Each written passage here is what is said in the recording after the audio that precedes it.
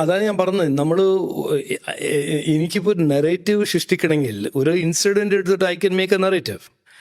പക്ഷേ നമ്മൾ ഹോളിസ്റ്റിക്കലി നോക്കുകയാണെങ്കിൽ റീസെൻ്റ്ലി ഗ്രാൻഡ് മുഫ്തി PM പോയി കണ്ടല്ലോ. അദ്ദേഹം എന്താ പറഞ്ഞ്, മുസ്ലിംസിന് ഏറ്റവും വലിയ സേഫ് രാജ്യം ലോകത്തിൽ ഇന്ത്യ ആണെന്ന്. അത് ഞങ്ങൾ പറപ്പിച്ചാണോ? അല്ലല്ലോ, അത് ഫാക്റ്റാണ്. By and large, compared to what is happening around the world, this is the safest country for minorities. That is undeniable fact.